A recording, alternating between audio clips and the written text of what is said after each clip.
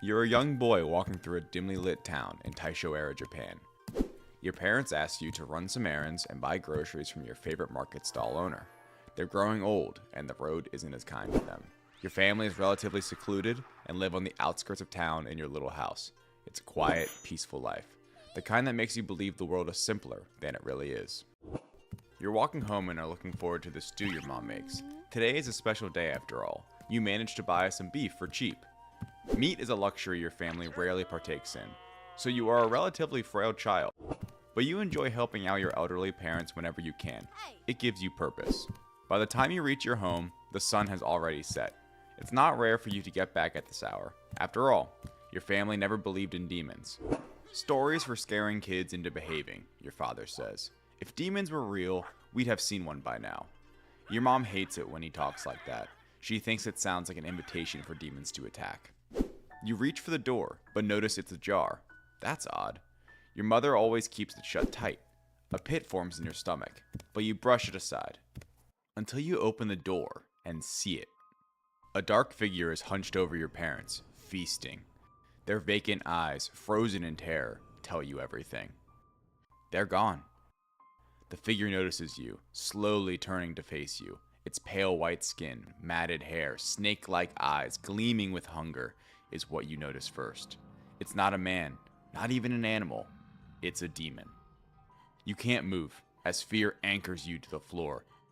A million thoughts race through your mind, but one truth is undeniable. Demons are real. It smirks as it slowly walks up to you, knowing that there's nowhere for you to run. You're still unable to move. All you can do is stare in its eyes and hope that this is all a bad dream. Suddenly, a rough hand pushes you aside and swings at the demon with a blade, swiftly beheading it. The figure turns around, sheaths his sword, and grabs you by the arm, dragging you away from what was once your home. It's been a few years since then, and you found out a lot of new things about the world you live in. Most importantly, all the myths and scary bedtime stories about demons were true all along. And an organization known as the Demon Slayer Corps exists to stop them. A member of that organization is the one who managed to save your life and took you under his wing. Like many others who shared in your fate, you have nowhere else to go, so you plan to join the Demon Slayer Corps.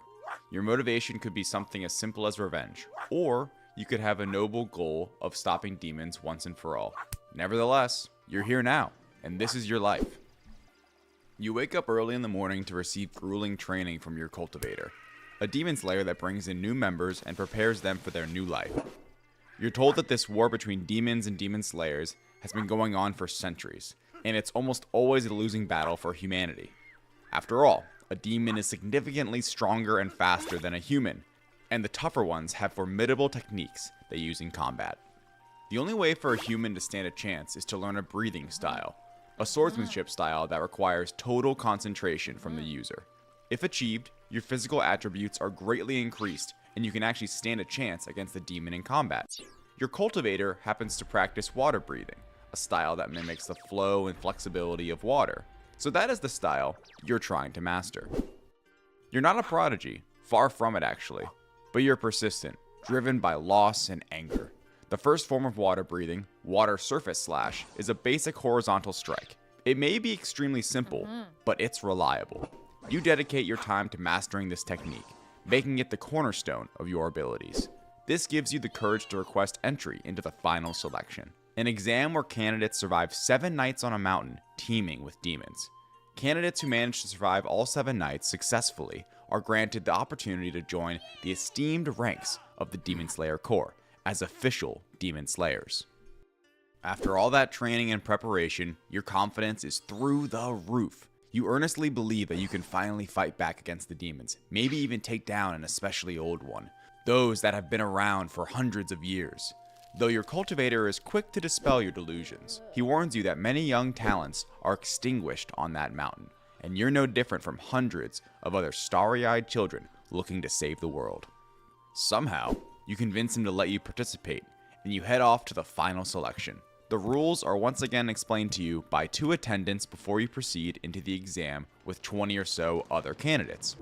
Nightfall comes quickly, and before you know it, you're standing in front of a very hungry and very real demon. By this point, you've swung your sword thousands of times, perfecting your technique and mastery of water breathing. And yet, you're still scared. Too scared to move, in fact. The demon approaches, and you're completely dumbfounded, gripping the hilt of your sword as your legs shake, and you're reminded of what happened to your parents on that fateful night. Much like on that night, you're saved by another candidate that engages the demon, and you gain control over your body. You turn around and run like you've never ran before. It could have been hours for all you know. By the time you've stopped running, the sun has started to rise on the second day. You spend the entire final selection hiding among trees and inside bushes, biding your time and praying that the demons will pass you by every time you hear them coming. Strangely enough, this strategy ended up saving your life. After all, the only requirement is being alive on the dawn of the 7th day. Like the other survivors, you're given the standard issue uniform as well as the rank of Mizunoto, the lowest one. And you get to choose the ore of your Nichiren sword, the weapon that allows demon slayers to properly kill demons. The color of the blade is different for each member, and you've heard rumors that a black blade is a bad omen, so you're glad yours is blue. You're finally a demon slayer. Naturally, you're more than a little disappointed with your lack of heroic courage, but your cultivator tells you that being afraid is normal. He's just glad to see that you're home safe. He sees you off as you leave the nest, so to speak, and start your new journey. The annoying part about being a member of the Demon Slayer Corps is the secrecy that is required of you. After all, the majority of the population has no idea that demons actually exist, and they're better off thinking that. As a matter of fact, you're asked to hide your blade when out during the day, or you might get in trouble with your local law enforcement. The Corps isn't exactly a part of the government, so all of you aren't exactly allowed to carry swords. Slaying demons is a dangerous line of work, and you do actually get paid for it. A Mizunoto like yourself takes 20,000 yen per month. Accounting for inflation, that's around 133,000 yen, or just under $600 US. It's not much, but you've heard that a hashira, which is the highest rank a demon slayer can reach, is paid whatever he wants. Of course, you have basically no chance of ever becoming one, so you try to be happy with what you've got. As time passes, you gradually get over your fear of demons. You're usually sent out to hunt them down in groups, so you're never left in a one-on-one situation. The Corps also tries to assign you demons that you're capable of beating. Most of the time it's small fry and only recently started on the path. You're not a particularly gifted swordsman, so your partners always do the heavy lifting for you. But your water surface slash is useful when it comes time to finish the job. That's what most of your career will look like going forward. You're sent out in groups to hunt weaker demons, awkwardly hiding your sword when officials pass by you in the street, and you're paid just enough to get by. If you survive long enough, you might be promoted to Mizuno, and your wages will grow, though you're not getting any younger.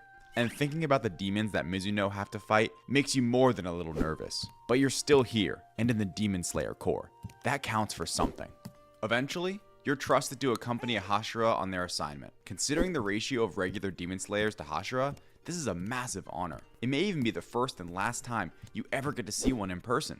Rumor has it that an unusually strong demon is settled at the foot of a mountain. Your job will be ensuring that the hashira doesn't get ambushed on the road, as well as carrying his supplies. You're feeling confident. You're no longer a hobbyist, no longer an amateur.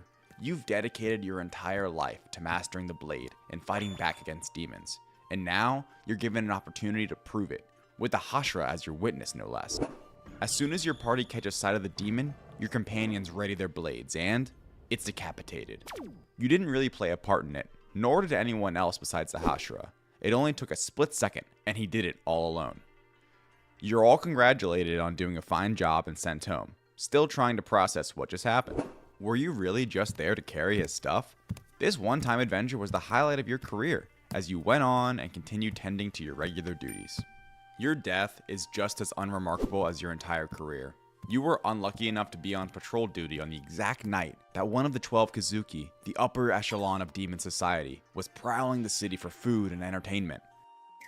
You didn't even register what happened. You were simply in the wrong place at the wrong time. And now it's over. At least it was the Upper Moon 6 that did it. Truth be told, even if you managed to launch a surprise attack on a Lower Moon 6, your life would be over just as quickly. Demon Slayers of your level barely equal 1% of their power.